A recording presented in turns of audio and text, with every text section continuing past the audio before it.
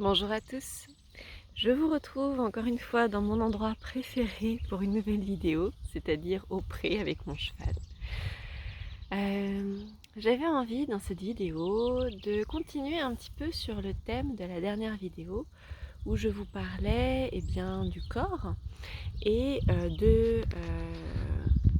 du fait que le personnage a tendance à s'identifier aux ressentis et aux sensations qui se passent dans le corps.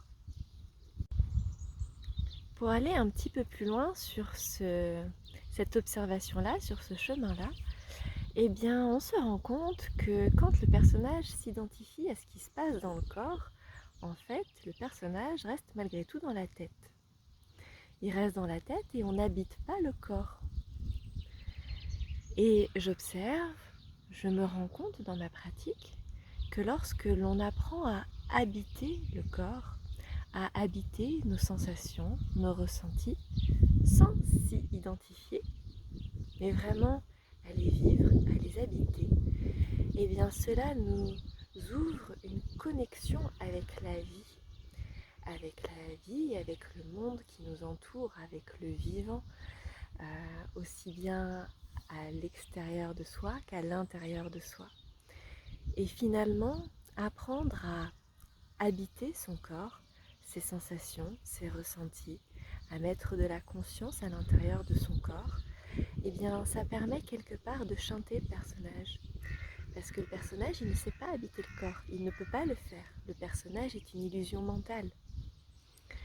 Donc quand on revient vraiment dans cette matière, dans ce corps, qu'on l'habite, que l'on vient ressentir, que l'on vient le vivre, on se connecte à la vie.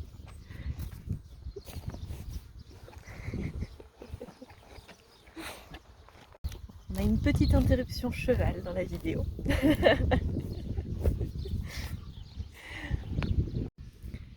Et c'est vrai que dans nos sociétés construites par le personnage, on passe beaucoup de temps à être séparés de nos corps, à ne pas vivre à l'intérieur de nos corps, on ne sait pas les ressentir depuis l'intérieur.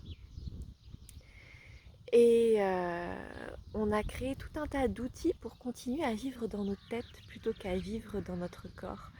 Et c'est le cas notamment des réseaux sociaux par exemple. Et ce que j'ai envie de te partager, ce à quoi j'ai envie de t'inviter, c'est d'observer dans ta vie, dans ton quotidien. Est-ce que tu connectes le plus souvent à ton téléphone, à ton travail, à ton mental, à tes histoires intérieures, ou est-ce que tu connectes le plus souvent à ton corps, à la vie autour de toi?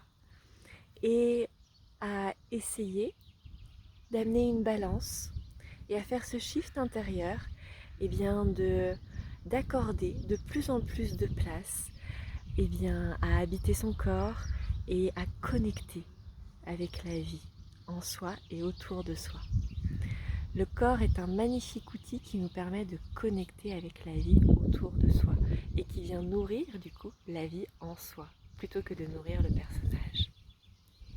Voilà, j'espère que cette vidéo t'aura plu et on se dit à bientôt.